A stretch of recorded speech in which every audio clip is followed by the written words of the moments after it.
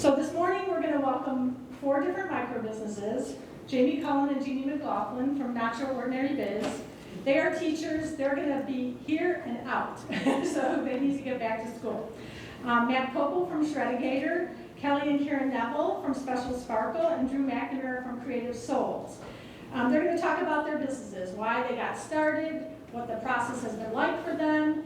Some of them have been doing this for a long time. Some of them are very new to it, so you get to kind of see both perspectives. I'm going to ask them to share kind of any advice that they would give people who are looking to jump into this arena. And then at the end, we're going to talk to Scott Nixon and Consuelo Cuenta from Life's Plan, Inc., who are going to talk about ways to get micro-enterprise grants to get a business started. I want to say that Life's Plan gave us a grant when we started our customized employment initiative several years ago. Gosh, now it's like, what, 5 years ago almost. And it was immensely helpful to us, and we are so grateful. So they do great work, and I'm anxious for you to hear what they have to say. So we're going to start at the end and work our way through. We want to try to keep on a schedule if we can. As each presenter presents, we will try, if there's time, to let you ask questions of that presenter before we move on to the next. But if we run out of time in order to keep on schedule, we'll have time at the end for questions as well. Now I know Jeannie and Jamie are leaving, so we'll try to get to their questions before they go, but we can always send them questions via email if you have them after they leave. I wanted to say that we're not allowed to sell things here at the library, but if you want to do a deal out in the parking lot, I can't stop. So talk to them, get their cards. We encourage you to they do some cool stuff. Okay, I think we can get started. Ladies? First of all, the logo, we had help from one of our coworkers actually helped us develop the logo for us. And the name of the business, we kind of threw around different names. It was like we started the business before we even had a name to it. Yeah. We threw a bunch of names around, and then we kind of came up with Na-Cho Ordinary Business. We're like, too long, shorten it to biz. And then kind of play on words. We could sell other things. It wouldn't have to be necessarily nachos, but nachos is what started the whole thing. Okay, Luke and Maddie are still in school. They're seniors in high school. We started this about 3 years ago off an idea.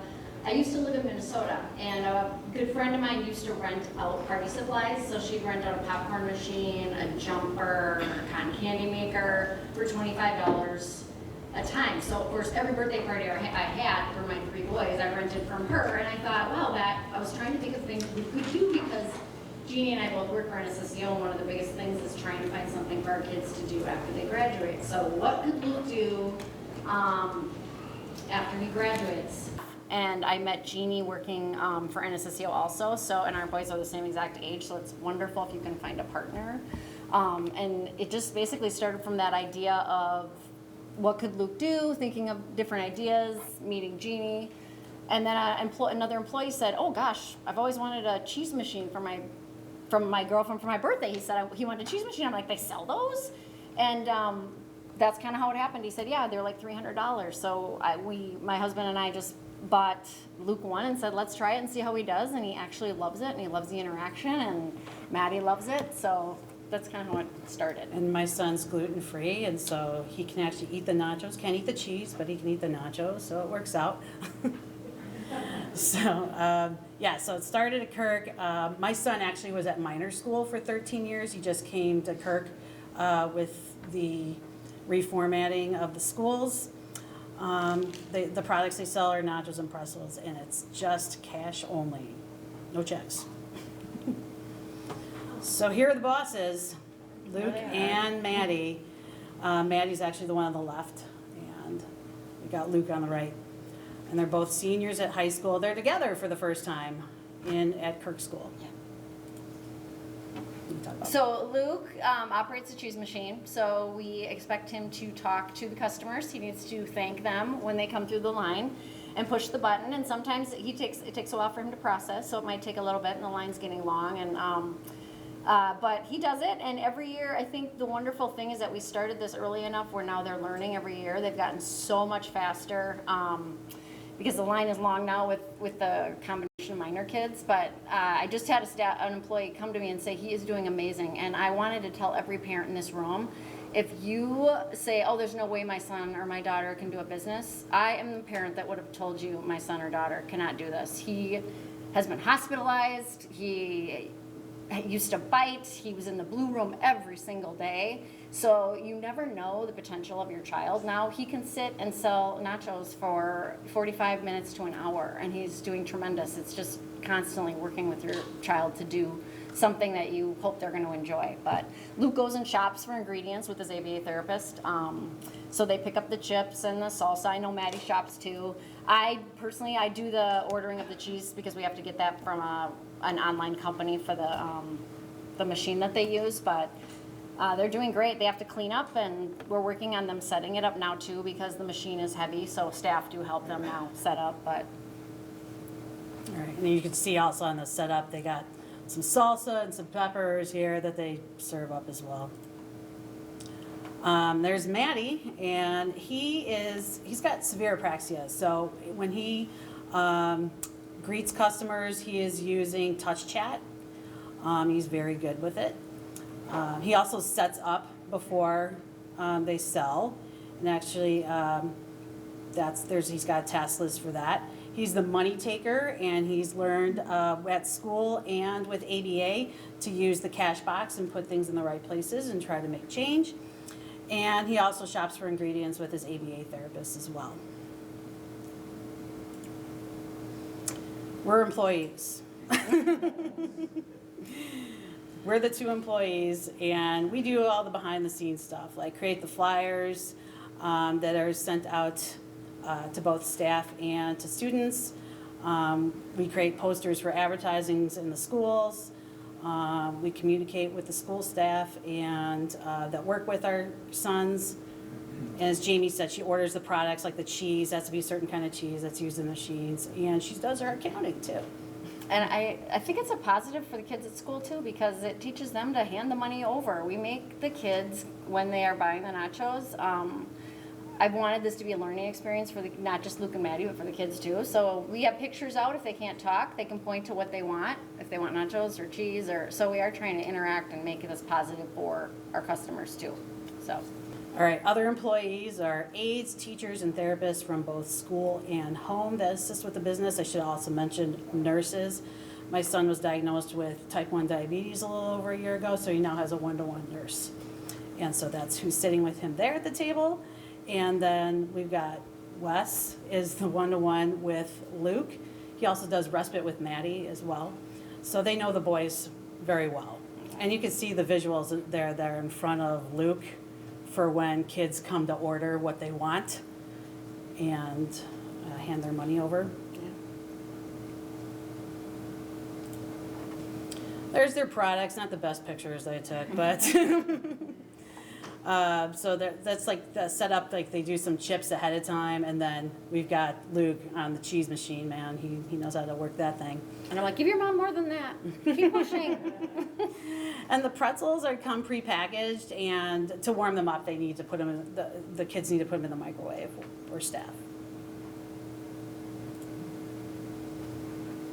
Okay, yeah. So these are the hours that they're open. We're open, so Maddie works the first shift, and Luke works the second shift. So we're working on different skills, like Luke will do the cheese machine, but now I want him to learn to start taking the money. So the nice thing is that they are still at Kirk, that they can learn these goals. We can put them in their IEPs, so that once they leave Kirk, we really have plans for them to start this as a business. We'll get to that slide, but for now, they're selling, they go to Minor once a week on Thursdays, and they sell to the kids and the staff there, and then they sell on Wednesdays at Kirk. So. Yeah, Maddie's got the first shift, and I think they do like a little 15-20 minute overlap is Yeah. what's happening. A Minor, so they they're work together the whole time. But. Yeah, so they work together a little bit, and then Luke finishes it out.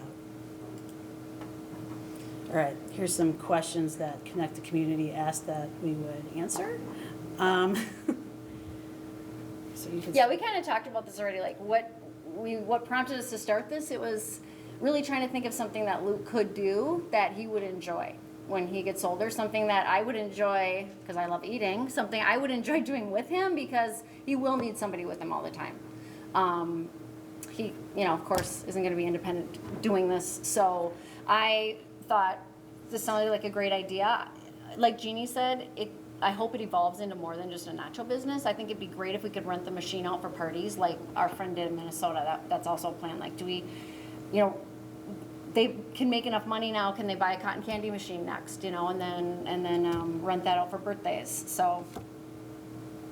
But, you know, as he said, it's like, it was just a skill just to sit 30 to 45 minutes. Now they can like do up to an hour sometimes. And yeah, they're just building little by little. It's just little baby steps to get them where they're at right now. And then, as we said, they use ABA, so they're using their community skills to go shop and buy the big boxes of nachos and the salsa and the peppers. All right, process, still evolving. Yep. As Jamie said, the original idea came from her friend that rents out the equipment. During our first year, just buying the cheese machines, they're expensive. They're $300 a piece. Now they're $400 because we had to get another one. Yeah. So, and just, you know, all the products in order to sell. And then we got the t-shirts going. And so that first year, we didn't make a profit. We just pretty much broke even that year. Second year, we donated the profits back. They weren't 16 yet, I don't think, so No. we donated their profits back to the schools. We bought the pool towels at Kirk, so we bought all their pool towels with the money, and we let the staff know that all the money they're making is going back to the school. And so I actually had asked the staff, what are some of your ideas for how you want to use the money? And that was one of the only idea I got. So that's what we did with the money there. And then we had a ice cream party at Minor with the money there too. So. And then we're trying to figure out Medicare. That's our next project in the process. Challenges are themselves. Both, you know, have some health and behavioral issues. Maddie's had extreme health issues over the past few years, but I'm hoping we're getting to a level of our normal. Jamie mentioned it takes them longer to do tasks due to like their processing issues. So it's like we need patience from people, you know, that it might take them a little bit of time to give them your change back or something like that.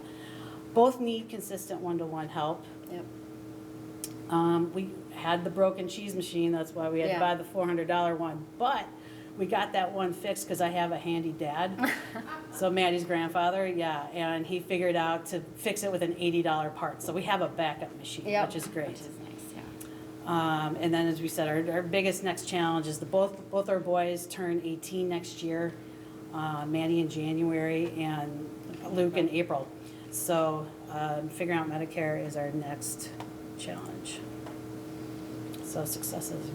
Yeah, we both have IEP goals for our boys for the business relating to that, because that's, first the number one was for me was to get Luke to sit still for that long, which he has achieved.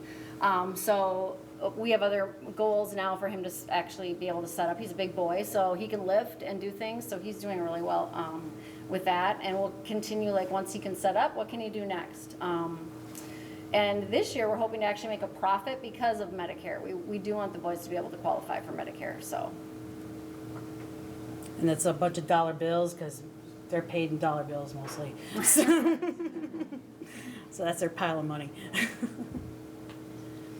And then what advice we have is just find something that interests your child, and don't feel like they have to know everything at once. It's a learning process. We've been doing this for 3 years, and they have both have 3 more years at Kirk, so we're hoping by the time they're done that we would love to buy a food truck. That is our goal, to find businesses that would let the boys sell, or schools. We're from Lincolnshire, so I will be on top of Stevenson to try to get the boys to sell there 1 day a week. And we also thought about Buffalo Grove High School.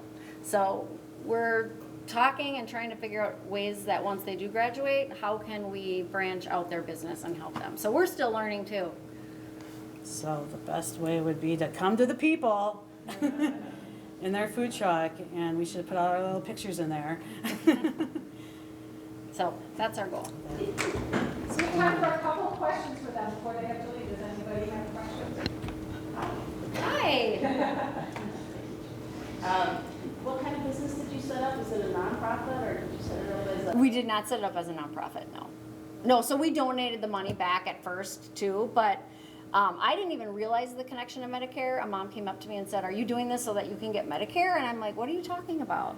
And so now I'm really interested in doing that to get Medicare, because I didn't even, like, I'm learning too. I didn't even realize that was not something we could do. Is it just an LLC or? Yeah, we haven't set it up yet because they like that, because we were just donating it back. But my husband's an accountant, so we are going to be setting it up. But he goes, the minute you do that, you have all the taxes and all that. But I'm assuming for Medicare we need to do that, which is why I wish I could stay, but I have to get back. This Medicare connection, I know you probably can't explain it, but I hadn't heard that before. Yeah, I hadn't just either. learned about We it, just learned yeah. about it too. I'll explain. Okay. We'll watch this later and hear what he has to My say. PowerPoint. It's called quarters of coverage. So if you earn a certain amount of money of quarters per year, I believe it's right now $1,220 per year. So let's say these young men turn 18 and they each earn $1,220 next year. It could be across the whole year. They get 1 quarter of coverage. I think it's by the time they reach 26, they get 6. 24. 24, thank you. They now could be eligible on their own work record for SSD, which would be a very tiny little check, likely if they're only making $12,000, but they would be eligible for Medicare. So my name's Matt. My son Luke has a shredding business. I'm going to introduce Luke to you here. And I'm also going to talk a little bit about this Medicare credit thing too, because we went through all that. I've actually got Luke's tax returns up here, which you're more than welcome to look at to show you technically how that works. But you need to know Luke.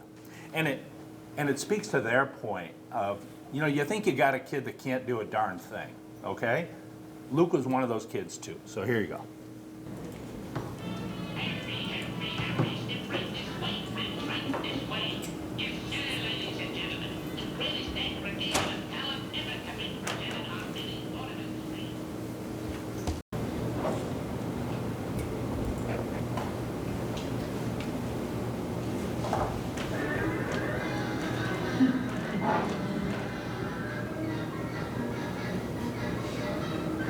Why do you like this one so much, Luke?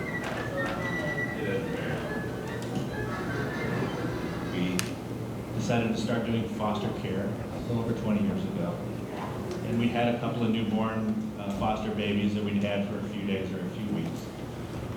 And then my wife picked up our third foster baby, Luke. There was something different about her voice. She told me that she had a very special little boy in her arms. And honestly, I kind of knew right then that we were going to end up adopting him, even though that wasn't ever really our intent. His medical records were that thick. He was blind. He had a couple of holes in his heart. He was not projected to ever walk, no teeth, no hair. A pretty grim outlook. And generally people that knew us and knew Luke were excited. But there were a number of people that were not. They just really felt like he would ruin our lives because of the challenges, that he would saddle us. We would not be able to really fully enjoy life because we would be burdened with him. And I guess I can say now, looking back, they just really couldn't see the joy that this brings. And you got a lot of shredding to do. There's a lot of shredding, but you don't have to do it all today. But you need to earn some more money so you can buy your food. You want to buy food today, right? Okay, start shredding. Shredding smells like skunk. Shredder does not smell like a skunk.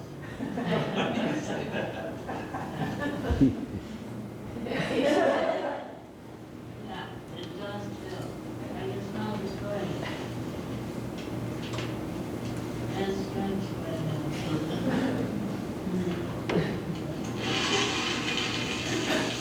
Shortly after we had decided to adopt him, I was holding him in my arms in our family room. And it was a very sunny day. It was just before Easter. And I took my ring off.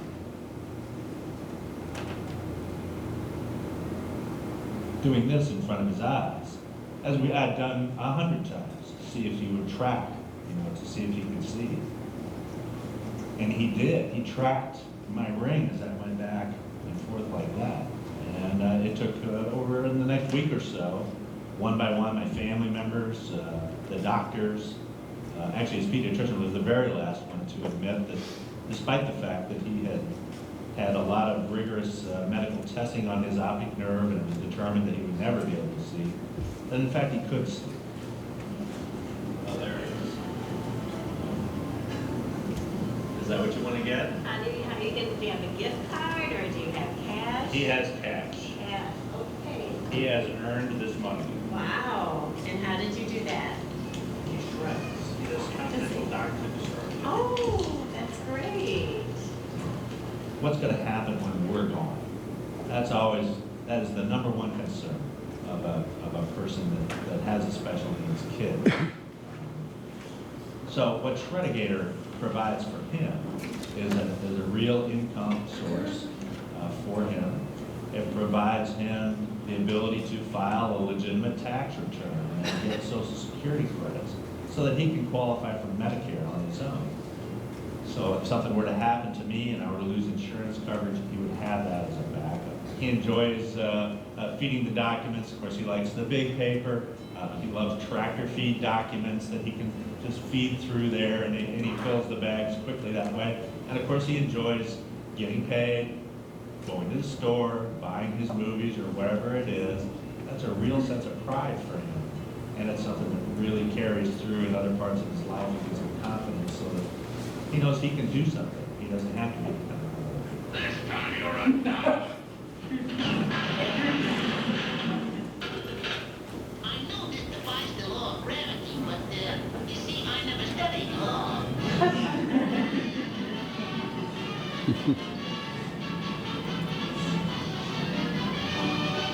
So that's the boy. He's 26 now. I guess what I would tell you is you just don't know what your kid's capable of early on in the game. And he was about, I don't know, maybe 19, 20, and there he's 26 now, almost 27. So we've been doing this business for a little while. And Shred-i-Gator is just part of who he is. So it's a scary place, the future is, right? Anybody not agree with that? Scary. It's really scary. Because what's going to happen to your kids? But you never give up on them. Just like Jamie and Jean were talking about, they didn't give up on their kids. I mean, her son's a biter and in the blue room, and oh my gosh, what are you going to do with them? Well, now they're selling nachos, you know? And that's, you just can't give up. And you got to kind of have a vision for where you're going with your kid. And I know you're exhausted. And if you tell me you're not exhausted, you're lying to me. Because for most of us in this world, just getting through the day without a major meltdown and maybe you get 30 minutes to read a book before you go to bed, that's a good day, right? But you got to invest in the future of your son or daughter. If there's any professional staff, push the kids. And if you're going to IEPs, still bring food. This is just little bits of wisdom I had to throw in. Because you want to be that parent that everybody likes to see at the school. You really do. Because they'll help you more. All right, so why start a micro business? Well, the first thing is we believe everybody's made to work, you know, and don't let government benefits like steal away the opportunity for your son or daughter to do something on their own. They talked a little bit about Medicare and SSDI. If you don't know what that is, go to a Sherry Schneider Family Benefit Solutions seminar or come to the transitions. This is something you need to know about. There's SSI, which you get because you're poor and disabled and whatever, and then there's SSDI.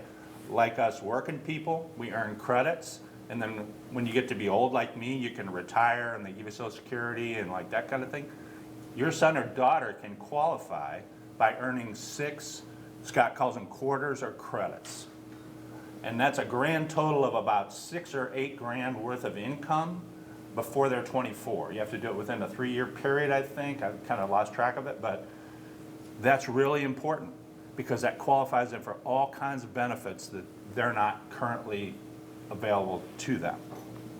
The other thing is people in the community want to help you. Your question about does the school, how are they about supporting the Na-Cho guys? They loved it. People love this. They want to help you. But not necessarily charitable all the time. You know what I mean? So you got to create like a real live business. So my kid can't really do anything, and that's where we were all the way up. And you know, you think of a special needs guy, and what do? They bag at Jewel. Well, that's not Luke's deal. I'll guarantee you. The smells, the whatever, Karen knows that is not Luke's deal. He's not working in a kitchen. He's not doing anything like that. But Amy, our older daughter, said, no, Luke deserves to do something he wants to do. This is our 12-year-old daughter, standing up, you know. And that really challenged us to think about what he could do. There's a guy that talked about employment for a kid whose favorite thing to do was to throw hammers. That's what this kid loved to do, take a hammer and pitch it across the room. Now, is that an employable kid? Yes, if you take them to a rock quarry, and what they have to do is sort rocks out. Big rocks over here, small rocks over there, and that's what the kid does. Does that give you an idea? Okay, some nuts and bolts. You talked about an LLC. Maybe a business is big enough to do something like that, but Luke is not that. It's a sole proprietorship. We created a separate checking account just in his personal name on his Social Security number. Because again, you have to report income to get Social Security credits, right? If you're not reporting income, you're not getting credits and you're not getting progress towards Medicare. Does that make sense? So you're gonna have to pay tax. We started Shred-i-Gator a little bit as, we had little boxes about the size of that, like a file box. And, you know, giving them to grandma and the neighbors and whatever, because everybody's got their junk mail and they want to get it shredded of that. That's not terribly sustainable, working with individuals. Because again, that's sort of more charitable, if you will. And people lost the boxes and then they, you know what I mean, it's, you pick them up, you charge $10, costs you more in gas if we pick them up. And, you know, so we really focused on businesses. And it's a for-profit business. And we're focused on service excellence. We're not a charity. I think that's a key thing for sustainability. Somebody will give you some help and some money and whatever, but the well's going to run dry on that at a point.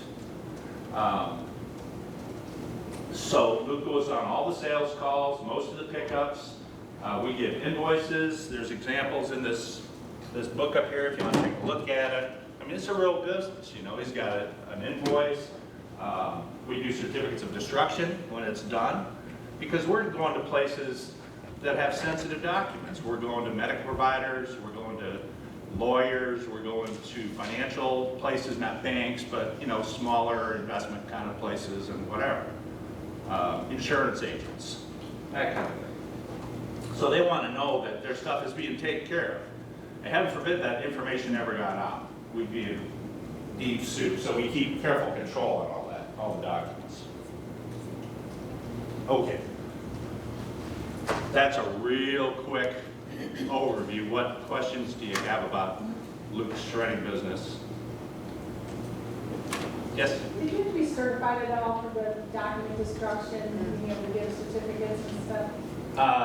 Yeah. Question is, do you need to be certified for that? There is a shredding organization that you could become certified with. It costs thousands of dollars. No, I didn't do that. You know, when I go out, and part of the reason I got a Shred-i-Gator embroidered shirt, I just got this at Embroid Me, you know what I mean? And we have client service agreements, and we have a thing, and Luke goes in and tells his joke. You know, that's his, every salesman's got a joke. Why does a skeleton go to the library? Why? To bone up on a few things. And the customers laugh right away, and then, you know, I would go into, hey, this is a serious deal. You know, we're gonna take care of your documents. And again, it's a service they already have. And we charge the same thing, actually a little bit less really when it comes down to it. So it's a sustainable deal. But there's a trust factor that you gotta get through in order to do that. Yes, ma'am. You talked a little bit about how you got clients, but can you give a little more detail? Like, How do you get clients? Yeah. Yeah, well, you gotta be bold. You gotta start talking to all your friends and relatives. In our case, like I went to our State Farm agent. I'm like, hey Bill, what do you think? Well, so he's kind of a good sell. And then on the website, you will see I used them as kind of an example, how it works. So there's Judy right here from the State Farm agent. So it starts building, and then he knows other State Farm agents, and like some of them are in and some of them are not. And we had people go, well, do you think you could, do it cheaper? And I'm like, no. Luke handles every piece of paper individually. We're gonna charge a fair rate, so some are in and some are not. And then, and Bill knows, I went to his dentist. We paid tons of money to this dentist. You can darn well how to use and then he knows another dentist. And you see how you kind of do that. You got to follow up. And you got to go, hi, my name's Matt. This is Luke. And you know what I mean? That is the key hardest thing, is getting customers. You got to invest a lot of energy. You got to put your big boy pants on and just go out and sell it. And advocate for your son. Now Luke is very engaging. He's funny. He can be a real pain in the rear end. But you get him to tell his skeleton joke, and then he's engaged. And then once the customers hear the skeleton joke and they see like, oh, this looks like a real deal, then they're sold. I never had somebody go, oh, no, thanks, once they met Luke. That was the trick, was bringing him. Somebody would be like, oh, send me a flyer. Well, hey, if you have 15 minutes, you should just meet Luke. Because that's the hook. Yeah. How many hours a week can Luke work doing the work? Just a couple. Just a couple. Just a couple. That's about it. This is Halloween season. As the new folks know. Luke loves Halloween. He loves the scary stuff. So he wants to buy Halloween stuff. So he's very motivated right now. So yeah, a few hours a week. Does your customer demand exceed that, and therefore you have to employ someone else? We do. Joanne and I help out. We do. No, we don't employ anybody else. And then we thought about making this like a real growing enterprise. And you know what? I'm 63 and I'm not interested in picking up shredding boxes the rest of my life. And driving a truck and with the shredding thing on the back and employees and all that. No, we just want to keep it kind of small. So he earns a few $1,000s a year, which is enough to earn his credits. It's enough to buy his Halloween junk, movies. And in 10 years, do you have someone in mind to help manage operations? So Joanne and I Luke lives in a group home. We're in a addition on the back of the house, which is a whole separate story. So we're going to be there for the next 10 years. It gets sketchy down the road because these documents are confidential. And I know none of his roommates, none of the staff, can see, touch, or any of this. So it might fold after we're gone. I don't know. Maybe one of our daughters or our granddaughter, our 12-year-old granddaughter that helps shred, sometimes she might do that. I don't know. But yeah, gotcha. Yeah. I mean, shredding everything's more and more digital all the time. There's less and less paper all the time. So it's maybe not a super sustainable thing, but it's accomplished a thing for a time at least. Yes. Anything else for Matt? So he's the only paid employee? Yeah, all the income goes to him. You facilitate, but you don't keep track of your hours or other expenses or that kind of thing? No. Yeah. Not really. Now that he's got his credits, we'll deduct from his income like mileage and the cost of, to give you an idea, the shredder that he uses is about $1,100 shredder. I mean, it's a real deal. And it's a Fellows shredder, it's a funny story. There is in Wheaton, there's a guy named Jamie Fellows that owns Fellows Incorporated. You know the shredding company?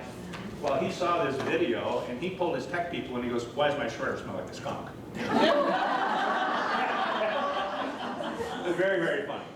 And they did support us. They've given us some stuff over time. So people want to reach out to you, but it's not like they're giving us shredders for life. But those boxes that we use, they're about this big and they hold I don't know how many pounds, probably 60 pounds worth of paper, and those are about $100 a piece. I probably got 30 or 40 of them out there in different places. So I mean, there's a financial investment which we built up to over a period of time, but it's definitely worth it because Luke qualified for Medicare on his own record. So I do want to tell you, this is a whole other can of worms, but I'll just say there are ways to write a pass plan that will allow you to buy equipment for a business, and then it gets deducted off of what's sort of taken out of your Social Security. It's a little bit of a complicated process, but if you want to email us at CTC, I'll be happy to give you the link for information about it. But so there is a way to invest in your business and sort of not get charged as much in terms of taking away from your benefits. And Linda, that's allowed to be over $2,000 then, right? Yeah. You can go over that. Right. Yeah, you can't have assets of over $2,000. You can earn a lot of money, it's like $1,200 a month or something, and not mess up the benefits. And if your son or daughter can earn $1,200 a month, God bless you, just be happy. You know what I mean? It'll start to chip away to their benefits, but that's not like a big deal. You know, you're really just trying to give them a purpose in life, and something to do, and they earn a little bit of income. So, and there is a micro enterprise grant that might help you if you apply. And We're going to get I'm going to show you that thing. First of all, let's describe our business. Our business is called Special Sparkle. Kelly likes to say that I'm special and she's Sparkle, but really the whole thing is right here. And so Kelly makes all the jewelry. Everything that is made here, we brought a sampling of some things to show you the different lengths and different things that she is capable of doing. But it's really more than that. Kelly also helps me shop for beads. We go to the gem show, and as long as I keep her away from the purple, I didn't even bring anything. I didn't even think to bring anything purple. But I mean, we have to think of all kinds of things. But she's learned a ton over the years, and so she helped me shop for beads. She helped me design. It's amazing how much she's learned about design in the last 8 years. We are finishing up our 8th year of business. She also helps unload everything, keep track of everything. As long as she doesn't clean up too much, sometimes she likes to surprise me, and I'm like, well, where is everything? Now we have labels, and I have those little cubbies from IKEA, and everything's labeled because it's no fun looking for that little box of beads because we need more of this, So we pretty organized now. Kelly helps with all of that. She designs some of the things on her own. She's gotten really good at measuring and things like that. We also do necklaces. We mostly do bracelets. We would do, in the beginning, we did a lot of necklaces too, but we would sell 100 bracelets before anybody would even look at a necklace, which I thought was really weird, but we just learn things as you go. We're a mother-daughter team, so we go to craft fairs. Certainly this isn't sustainable without me. But she does make everything, and it's authentic that way.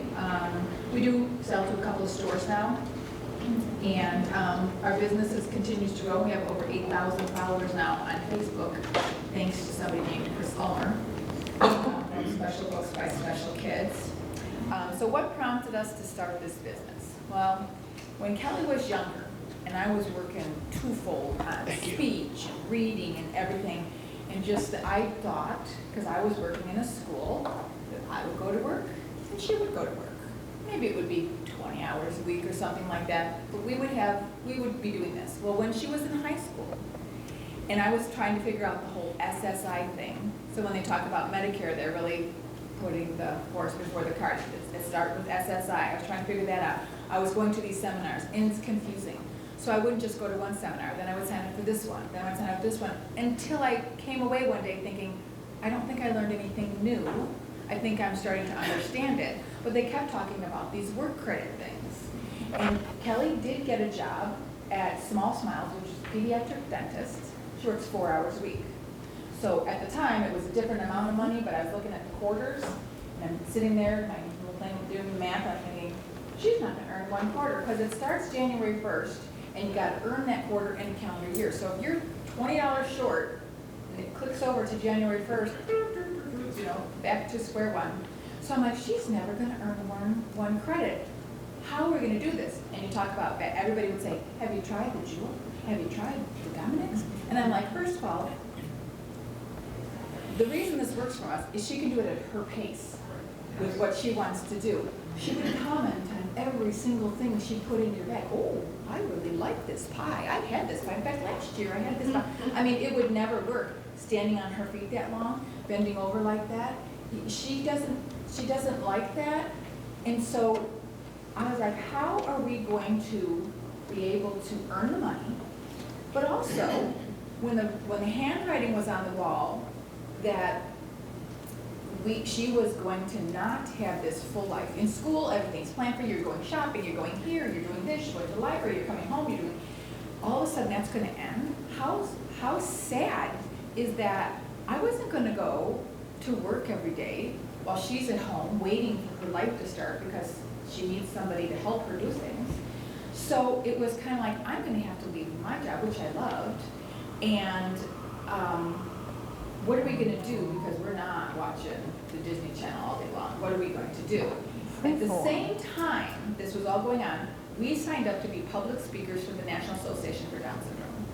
So when we would go out, we're going to hospitals and schools and fire stations and police stations and stuff like that, talking about individuals with disabilities, different type of discussion, depending upon if we're talking to labor and delivery nurses versus a school with children versus a police station, but we have developed all these PowerPoints. I saw what that did for her. We would prepare, we would go out, they would meet her, and on the way home, her confidence was just so much better. I mean, she just felt so, like they really liked her and stuff. So we decided that we were going to start something that she liked to give her purpose to wake up in the morning. Who would want to wake up every day and go, I have nothing to do today, what am I gonna do now? So it was kind of all these things coming together. She, still works at Small Smiles, still 4 hours a week. She loves it there, they're good to her, but we build around this. So we do go out, on Monday we're going to the genetic counselors at Northwestern University to talk about Down syndrome and genetic conditions and how to approach and talk to parents. So we do still that. So we kind of we have a very busy week actually, and we do this. Now most of the things that we do, we go to craft fairs. Now the first time we went out, I couldn't believe it, but they didn't believe that she did this. So what do we have to do, Cal? When we go out now, what do we have to do? Sell. Well, you're not even listening. What do you do because people didn't believe that you made the jewelry? Well, they just stare at me. They stared at you, so now we demonstrate.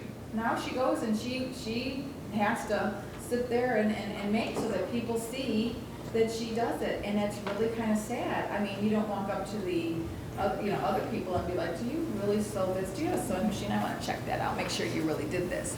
But for some reason, they did that with her. So we do all of that. Now, everything kind of took a turn for the better for us when a man named Chris Ulmer gave me a call and said, hey, do you mind if I come over and can I interview Kelly? I'm like, sure, come on over. I had no clue how popular he was. And from that, we went from, I don't know, we had like 700 likes on our Facebook page, and we have like 8,300 now. So it really helped promote, and people were able to see her. But it's about awareness too. Half the reason we go out and speak, it's about everybody that we meet, and we tell her story and they meet her. Maybe they go out and their expectations rise just a little bit, It's gonna take a lifetime.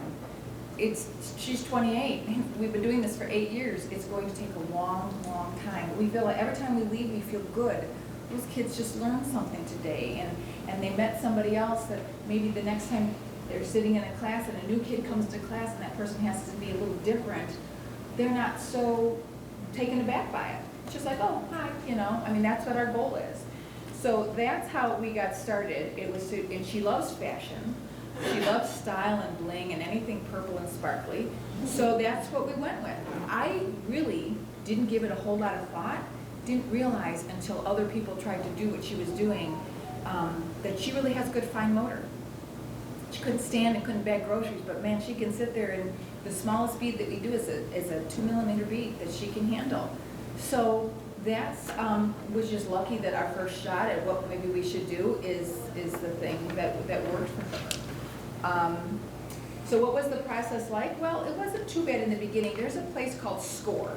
SCORE is it doesn't cost you anything. SCORE Fox Valley is out by us. It's retired business people who will sit with you. You go online, you can sign up. They'll find somebody that kind of meets the same thing. We wanted to do craft fairs in the beginning.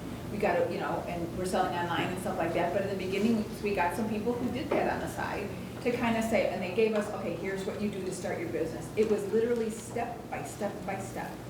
Now, the first thing they said, one of the first questions they said, well, how much money do you want to earn? And just like you're like, well, you see, you're not looking at this the right way. I really don't care. I mean, I do care, I don't wanna lose money, obviously, but they just did not really know how to handle that. I said, that's secondary to all the other things that we all take so much for granted. To have purpose, to have, stuff like that. So SCORE helped us initially with figuring out how to not, now I am a sole proprietor too. And that's because when you get into corporations, I mean, I don't really know all that much, but you have to file all these other things. But the thing about it is, just like when they pay cash, just like you were saying, this is a real company. I pay quarterly taxes. I'm probably the only crafter that comes home and goes, okay, I gotta back out those taxes and put it in. I have spread, you have to be very organized. But I pay taxes. She gets a salary because SSI cannot figure out that we have like cyclical things. Oh my gosh, you know what? They were getting called in all the time. All her work thing changed. So you know what? She gets a salary. And it's the same every single month.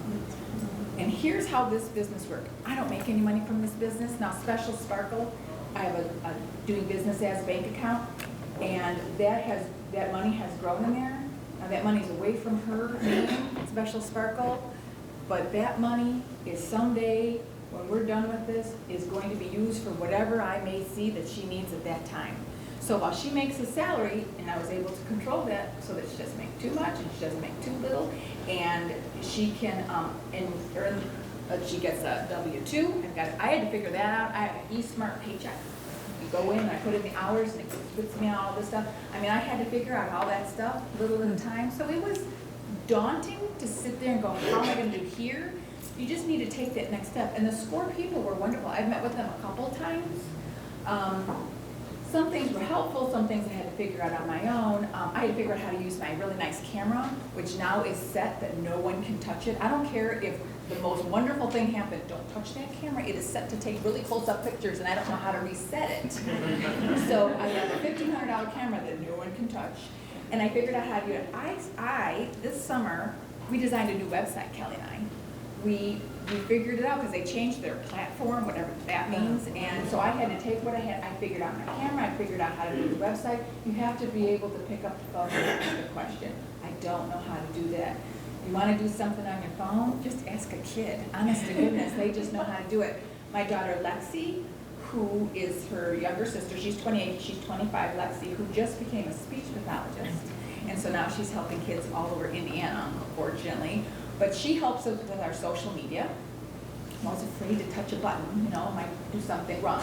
So part of it was easy, part of it was like I took it a little bit a step at a time. What are big challenges? Taxes. I made a mistake the first year, and I got a $200 fine. And I called the IRS, and you know what? They were very, very nice. I made another mistake another year when I didn't read something that the tax. So believe it or not, the taxes went up 7.75, then they went down to 7.5, and you have to go on like Illinois Gov something. I didn't read something there, so guess what? I charged 7.75 when it went back down to 7.5. I called the IRS again and said, oh my gosh, I made a mistake. Not a problem, this is what you're gonna do. And they were very, very helpful. So you know what? I was very nervous about that. I have it all written down now. I have a file that is quarterly taxes. Every single step of the thing is I've written down for my benefit. I'm not an accountant. Listen, I have a real business. I have a website that costs, your shopping cart costs. I have a credit card reader that costs, they take a percentage of that. I have insurance because there's crazy people out there in the world.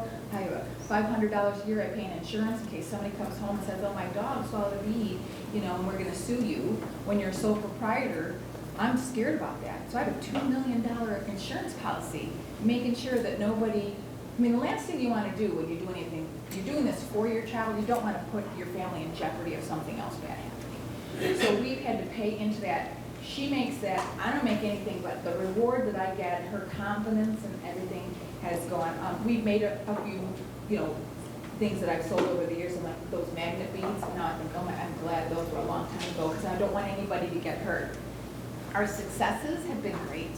Her confidence, what she can make, the fact that I'll come downstairs, she's like, I designed something. Now sometimes I'm like, I don't know if that'll really sell. Does anybody put all that together? But most of the time now, I'm like, okay, that works. We can work with this. This is what we can do. How about we do this? And so she has her favorites and stuff like that. That Chris Elmer video was amazing for us because it really, we've sold to every single state in the United States. And one of the problems was I didn't know, because you have to turn it off to take international orders. So when Chris Elmer video hit, in the middle of the night, I had to wake my husband and say, turn this down. I'm getting orders from Belgium and Australia and Germany. What do you mean this is open to the, I didn't even know how that worked. So that has been really good for us. We've sold actually internationally now. We can say we've sold internationally, although we closed it, because I certainly do not know how to sell and all the government regulations around the world. But you never know, maybe in the future we do something like that. What advice do we have for who's thinking about starting a business? Okay, so I would use SCORE. I would recommend them any day of the week. They were very, very helpful. I would only go into business with somebody if you put every single thing in writing.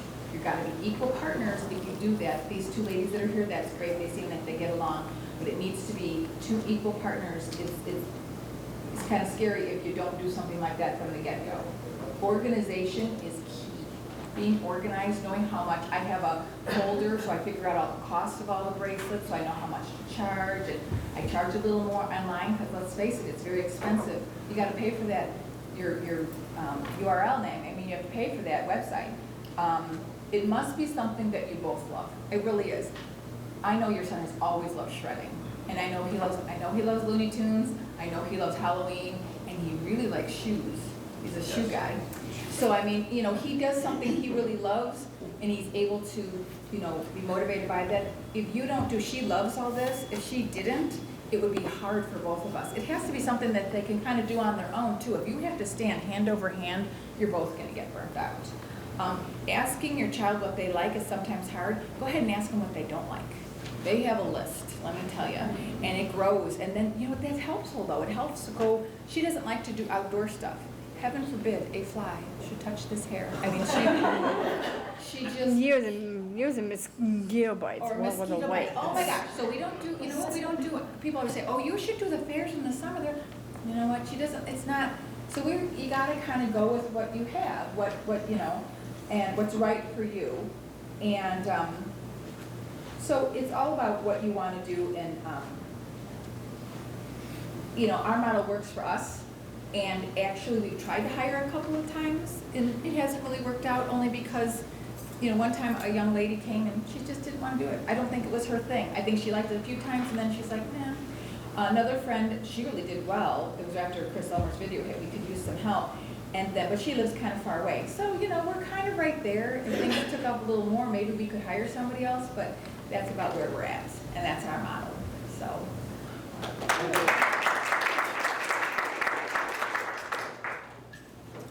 Hello everyone, so my name is Drew McNamara, and I am the founder of Creative Souls. So this is just a little table of contents just about what I'm going to be talking about. And this typically is a 30 to an hour presentation, so I'm going to try and make that much quicker and kind of glance through everything. Okay, so a little bit about me. Again, my name's Drew. I received my master's in social work from the University of Illinois in Champaign in 2018, and I currently work full-time as a case management supervisor at Little City with the children's program. So I'm working with children with disabilities. I love Chipotle. It's just a fun fact about me. And I think what got me to this point where I'm at in my life is that in the 4th grade I met an individual, one of my friends on my baseball team, his brother had Down syndrome. And this was in the 4th grade. A lot of the kids on the team my parents would always say that they weren't as friendly as I was to him. And I always wanted to be around him when he was at the games. And so I started joining buddy baseball, best buddies, and working in the summer as a counselor with kids with disabilities. And so that has brought me to studying social work and ultimately what I'm doing now at Little City. And Creative Souls is just a huge part of my life, which I'm excited to talk to you guys about. So this is a quick little video of where I was at about a year and a half ago. And this will give you a clear picture of what it was, and then I'll discuss what we are now. If it'll let me play. Right now, there are 57 million people with disabilities in the U.S. Of that number, only 17% are employed, meaning more than 45 million individuals with disabilities don't have a job in the U.S. Hi, my name is Drew McNamara. For as long as I can remember, I've had a passion for helping people with disabilities. I'm the founder of Creative Souls.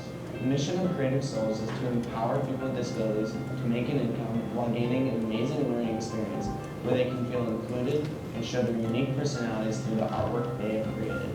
For over a year, I've been working with artists who have disabilities. We started out with hand painting shoes. I've been able to help about 7 artists right now with disabilities. However, I see a bigger picture, one where we can reach thousands of people with disabilities across the U.S.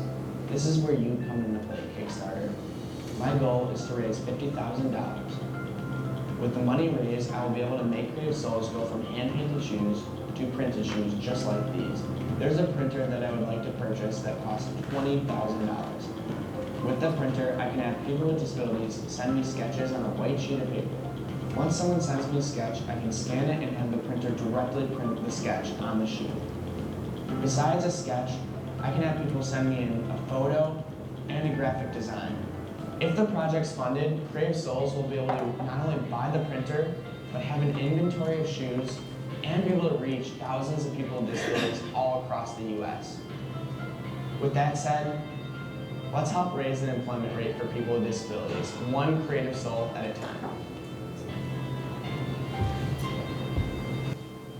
So that was my video for a Kickstarter campaign that I was attempting to do about a year and a half ago, right around when I launched this. So, to the next slide. So the facts, 17% of all people with disabilities are employed, so that's over 83% who are not. And that means there's about 47 million who are not working right now. And some won't be able to, and there are a lot of people though that are looking for jobs and opportunities, and that's what I'm trying to provide. So a timeline is, in 2015, I was sitting in a social entrepreneurship class at the University of Illinois, and I had to come up with an idea that could change society in some way. And I always knew that I wanted to focus on disabilities, and so I was thinking, what can I do that is different from what other people are doing and bring this population into a business in a way. So this is where Creative Souls started. Then in 2016, hand painting shoes actually started in an internship that I was in, and from there, Kickstarter campaign, and then to where we're at today, and I'll talk more about it coming up. So again, I was in a class, and I had to come up with an idea. And so in that class, I got the basic idea down, I wanted to provide an opportunity for people with disabilities to hand paint on shoes and earn money while doing it. Back then it was called Creative Souls, still the same name, but different spelling. It was focused on shoes, so it was S-O-L-E-S, but now I've opened it up to Souls to, be around people, but also open up to more products than just shoes. So a year went by, I wasn't really doing much with Creative Souls. I went abroad and then came back, and in my last semester as a senior, I was in an internship where my supervisor asked me, what do I want to do this semester? So I said, I have an idea that I worked on last year, but it hasn't gone anywhere. So he said, let's do that this whole semester, let's work on it. So from there, I created my first website using Squarespace. I started going to art festivals. I teamed up with a local agency in Champaign, and I had 7 artists hand painting shoes. But pretty quickly I realized there were some setbacks. I realized that people wanted one design in a size 7, but the artist made it in a size 6. So I was stuck. I'm like, well, I can have the artist try and recreate similar, but the shoes are pretty much unique to itself. So I was sitting on one of the last few days of the internship with my supervisor. I'm like, what if there's a printer out there that I could take a design and just print it right onto shoes and shirts and other things like that? And he says to me, that seems like a pretty crazy idea, but let's look it up. So we looked it up, and I found this printer. And the bad news was that it was over $25,000. So that was the end of the internship. Again, time went by. Then I was back at U of I for my master's. And I was like, a few months went by into school, and I was sitting there, I'm like, I really want to do Creative Souls. I don't want to let it be. I think I'm onto something, I don't know what, but so I started planning what I can do. So I realized I had to raise money, and over $25,000 was just the beginning. I had to raise more than that. But the printer, the idea was that I could take designs from a sheet of paper and just print it right onto shoes in a matter of minutes. And it allows me to reach, like I said in the video, thousands of people with disabilities all across the world, rather than just 7 local artists hand painting shoes. And it doesn't have to be at a certain place. They could do it in their homes, at agencies, at school. They can create art just on a regular sheet of paper and then just scan it and send it to me, and then I do the rest. So I really thought, like, this is the way I'm gonna scale this business. So I started thinking of what can I do. So I made a Kickstarter campaign. The goal was $50,000. I raised over $15,000 in 30 days. But unfortunately on Kickstarter, you don't get to keep any money when you don't reach your goal. So while it was amazing that I raised that much money and had, I think, about 300 people who backed my campaign, I didn't keep a dime from it. The money went right back to the backers. So shortly after that, a week later, I was like, okay, let me look into a different website that I could raise money. So I found a platform called You Caring Campaign. They got bought out by GoFundMe about a month after I launched mine, so I'm happy about that. I did it right in time. But I was able to raise $10,000 from it, which was amazing because on Kickstarter, people are backing your campaign for a product. But on You Caring, it's just they're donating the money to you. So I wouldn't have to, I wouldn't have to make shoes for them. I'm just receiving money so that I could put it towards the printer. About midway through the Kickstarter campaign, I got a call, and this person from Chicago has a brother who has a disability at an agency called Camp Hill Sultan, and that's located in Pennsylvania. He reached out to me saying he'd like to hear more about Creative Souls, so I started talking to him about it, and he said that there was a fund that Camp Hill Sultan was trying to start to fund companies that were helping people with disabilities, or at least ran by someone with a disability. And he wanted Creative Souls to be the first company that they would fund. So I was very fortunate that he saw my Kickstarter campaign, because about a year later, Camp Hill Sultan ended up giving me the funds to purchase the printer, and it was a little over $25,000 to purchase the printer. So this past November, I received the printer, and I actually have it, so things changed from there on. I realized I had to really focus on creating better content on social media. I had to work on my website, and my website on Squarespace was great, I thought at first, but then about 5 months ago, started to build a new one on a platform called Shopify, which, if you're thinking about doing a business and it's an e-commerce business, look into Shopify. It's a great platform. If you're thinking about blogs or trying to tell a story or showing art without selling, I would suggest Squarespace. So this is what the printer looks like. Sorry about the mess in the picture. It's always messy because I'm always working. It's giant. It is about 260 pounds, and we had to get it into my basement, which was a big struggle, but we did it. Here's a quick little video. I'll probably skip to the end, but this is what it looks like actually running. So the shoes are on a thing called a platen, and once I hit a giant green button, it starts printing like that. So I set up the design on basically an application on my computer, and with the shoes, I take a picture of the shoes blank, and then I have to pretty much line it up perfectly on the software that I use, and I'm able to print it right onto the shoes. The printing process takes about 1.5 minutes. It's really quick, but the part that's it takes a while is lining up the design to be perfect, so that it's not an inch above the red line there. And that happens, so then I have to start a new pair, which stinks, but it's good practice for me. So I also have to tape it, as you see, so I don't want the paint to go onto the soles of the shoes. So it's a really learning curve. The tape takes a kind of a while for each shoe. The whole shoe process is, when I first started in November, when I received the printer, it was taking me 45 minutes for one pair of shoe, which I realized that was not going to work if I was going to start selling a lot more. So I'm down to, I can do some pairs in about 5 minutes, and then ones like that you see on the printer with the Skyline, that could take me 20 minutes sometimes. But I'm getting a lot faster, and I know that if I keep going, it'll only get faster. So the challenges that I faced were raising money. That was the hardest part. First of all, my background is social work, and I never thought I was gonna have a business, go into business. I really knew nothing about it. But my family is made up of a bunch of entrepreneurs. I have 3 brothers, 2 of them have businesses. My mom had her own business. So it was in my family, but I just didn't think it was for me. But about 4 years ago, that kind of changed. And since then, I have tons of business ideas, but not enough time to work on all of them.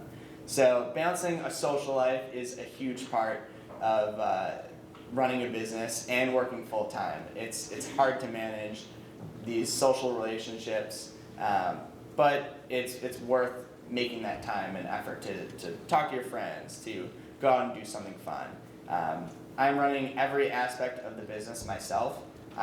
From shipping, packaging, to printing the shoes, to social media. I built my website, everything, it's been great because I've been able to build my brand how I want it, but at the same time, it's exhausting. You get burnt out.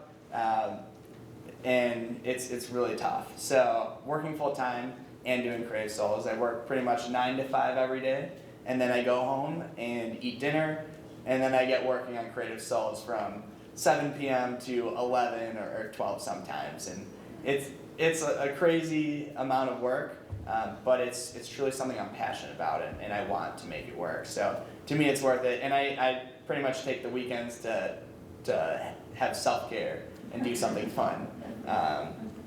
And then the last thing is limited funds. Just a lot of the things that you see on the printer, the ink, each cartridge costs anywhere from $300 to $500 of ink, and ink goes fast. So for a while, when I first launched to where I launched shoes, I was not making that much money, so it was hard. I wasn't printing that much, and as the printer sits idle, the ink is kind of just evaporating.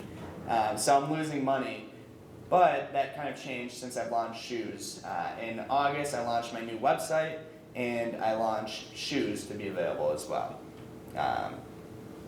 My successes, Creative Souls was featured on NBC Chicago News at 5 o'clock.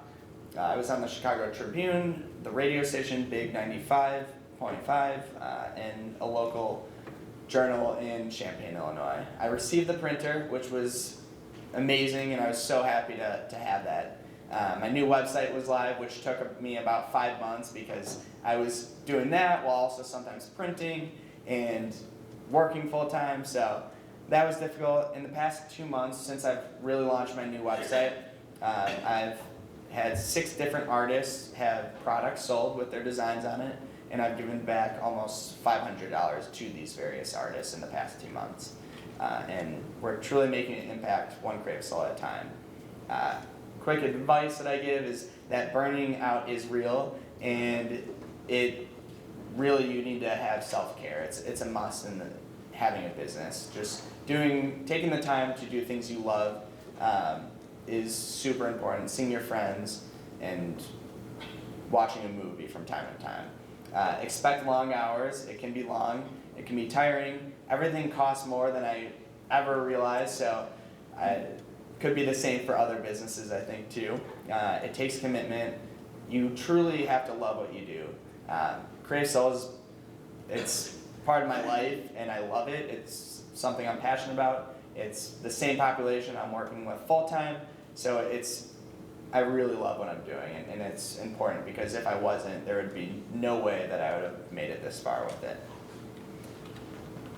You can follow us on all platforms, pretty much at Be Creative Souls, and my website is becreativesouls.com. And these are just some pictures of designs, shoes, shirts, some of our artists, and more. And thanks. And there's a 10% off all products if you want to use the code BeCreative10. You can write that down. And we always have free shipping on every product, as long as you're in the US. So. Drew, would you send me that PowerPoint and I can send it out to everyone? Yep. Yeah, I'll definitely do that. Any questions? Yeah. How do you pay the artists? So basically every month I go through all the orders and add up how many shirts or shoes they sold. And so for every pair of shoes, they earn $8 every time one of their designs sells on a shoe. And then every shirt, they earn $4. So I basically send checks to them pretty much. So August, I'm sending the August month checks shortly. Like on Monday, I'm sending the check to their guardian or to the individual themselves. And then it basically takes me a month to add everything up, make sure no one returns anything. So that's it. Yeah. How do you recruit the artists? Yeah, so I recruit the artists. Basically, right now it's a lot of word of mouth. I've had a lot of people reach out to me through Facebook. That's where I have the biggest following on Facebook right now. So if you search Be Creative Souls, you'll be able to find it. But that's the main way right now. I have started reaching out to local agencies in different states. There was one artist who actually went viral on a platform called Reddit, and I reached out to him, and he paints with his mouth, and his designs are amazing. It's actually, this design right here is created by him. His name's Alex, and he's from Colorado. So just word of mouth, reach out to agencies, and people are able to apply through my website on becreativesouls.com. There's a section for artists, and you can just click apply here. And it's really just getting to know you. It's a little bio. And then I make a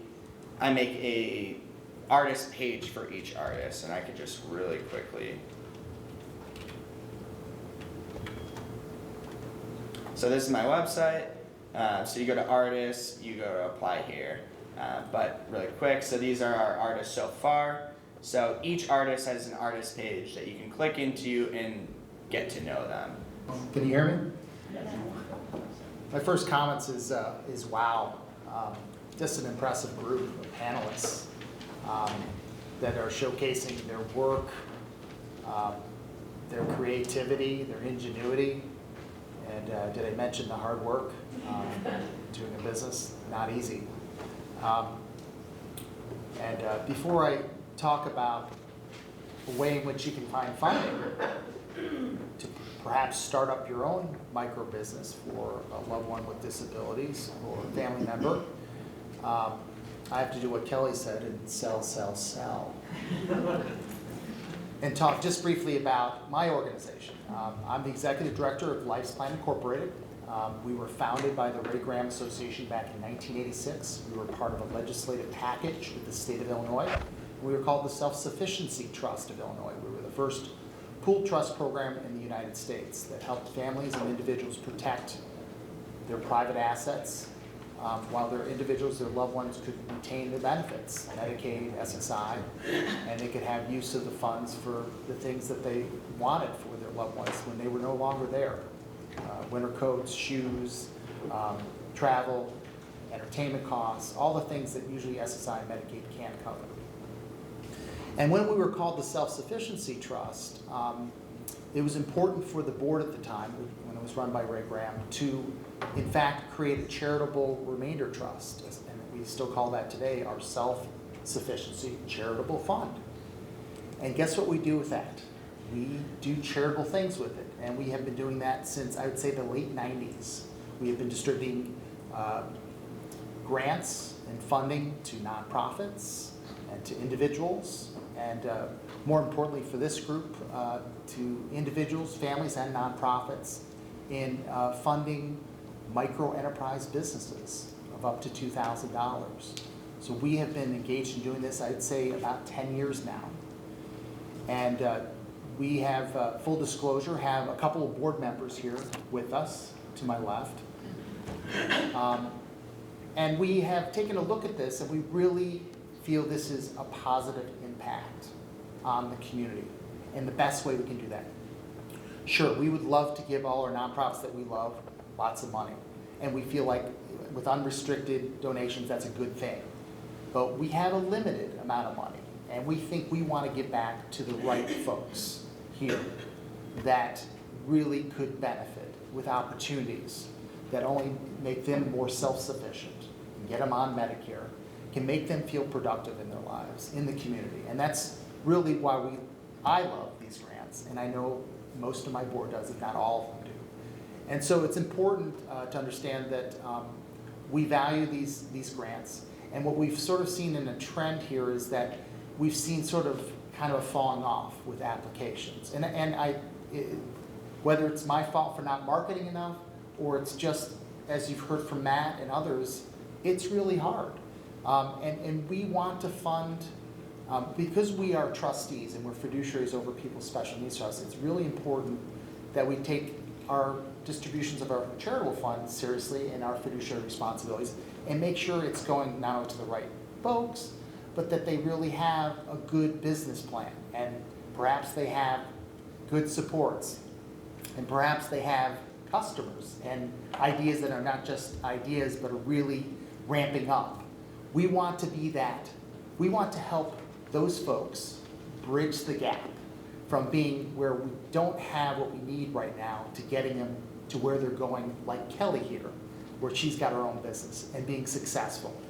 The grant funds are there to help bridge that gap so that now they're earning and sell, making that money as a for-profit business, not a non-for-profit, not a consumer advocate business, but a for-profit business for themselves. It could be 2 hours a week, it could be 18, 40, whatever hours they desire. But it's going to help them in growing their business, feeling productive, being part of the community, and that we feel like that we can offer this and that we're going to get a reflection back. So let me just briefly talk about it. I don't see a lot of people have these, but we have the grants here. I also have it on our website as well. I'm not going to scan it down. Hold on. So it's listed right here. So you can click on it. So you can find it on our website on www.liceplanning.org, and information about it. We also have it out there, and we've also put together some examples of funds we've provided in the past to help understand where we helped bridge that gap and get folks to where they wanted to go with the business and help develop that business. So it was really important for us. And so what I've added with this application is I've added talent. I brought the talent with me. Here they are. And they're on the application. So if anybody has any questions about their application, Consuelo Puente, who is bilingual, has taught how to fill out and complete our application, not only in English, but also in Spanish. So there's no excuse that you can't figure out how to do a business model or a plan. Matt has shared his advisement, his PowerPoint. You guys can use his PowerPoint. You can contact Matt. His email's here as well. You can contact me as well. So we really want to get the word out. The deadline is the night before Thanksgiving, midnight, November 27th. And when we say funding of up to $2,000, we sort of mean that we want the funding to be what it's intended for. So for some folks, they may only need $500. I don't know. Maybe we've bought a guy a van that all he needed, he had a vending business and he needed to get from point A to point B, go to the Coca-Cola dealership, which they had a business partnership with, and pick the sodas up and load them into the vending machines at the golf course they had already leased and set up at the vending sites. So things like that are really what we're looking for, and we want to help give back to the community. We think these are valued grants, but we also know the niche of it, that it's not for everybody, and we want to pass the word out. So we ask you to share the good news about this, and there's still time to get those grants in. And does anybody have any questions about LifePlan or our grant program? Yes? Did you allude to the fact that it's easier to get a grant if you're a for-profit rather than a non-for-profit, or does it not matter? We wrangle with this a lot, so we prefer to be a for-profit. Consumer advocate groups are really good, but they are consumer advocate groups and we support them, but we just don't fund them. So I don't know if that answers your question or not. So is that for your company? That you have that preference? Do you happen to know in general if it's easier to get funding as a non-for-profit versus a for-profit? It's definitely easier to get funding for, as far as grants go, for nonprofits is what I would say in general. So I think sometimes folks get confused that they come to us and they may have a microboard and they may want to set up as a nonprofit, but we're probably not looking, and maybe they're not looking quite the way Matt looks at it, like Kelly looks at it here, and her mom, as a for-profit endeavor. That's what we're looking for. Because we've had some great, t-shirt companies, shoe company, individuals that are advocating for more mental health services. And that's great, but we're not funding that. So just to be clear on it. Is it for the, I don't know that much about the SSI requirements, but does it not matter how you get paid? Because if you're a not-for-profit and your special needs relative is working there and gets a paycheck, doesn't it fulfill the requirement? Yes. So, okay. I should clarify this though. It's possible you have a microboard that's a nonprofit and a business that's a for-profit. That's plausible too, if that doesn't confuse everybody. Meaning the nonprofit surrounds the individual to protect the assets because they're not her name, his or her name. But the for-profit is its own thing. Non-for-profit doesn't mean that the person doesn't make money. Right. And there's different variances. Yes, there's. The individual can have salaries. Yes, and there's very different variances of the nonprofit we're not going to talk about today. But yes, you have a question. One of the things we provide to the community on our services is free consultation, whether finding an attorney, understanding benefits. That's what we do daily. We navigate trusts and dispersing them, collecting earned income, unearned income, assets, countable assets, non-countable assets, and converting them into non-countable resources and making sure that the public benefits are not affected adversely. That's our job. So we can provide that information at no cost to families and professionals, so happy to answer those questions. And we're not making the check out to that individual. Right. We're giving them to, the check would probably go to the support person or the support agency, whatever, but we're not giving it to them, so it won't affect their benefits. That's what I was trying to get to end with the gentleman in the back, is that the money we give out, let's say it's the $2,000 because we think that person's awarded that, should be awarded that, it's unearned income for the sake of unearned income, and then it's a resource the next month. So we are very cautious about how we're going to delegate that money out, how it's going to be a transition either to somebody's microboard nonprofit, or it's going to be to a family member, or it's going to be somewhere else so they don't lose critical SSI and Medicaid benefits. And we'll make sure to consult on that as well when needed. So, any other questions? Well, thank you very much.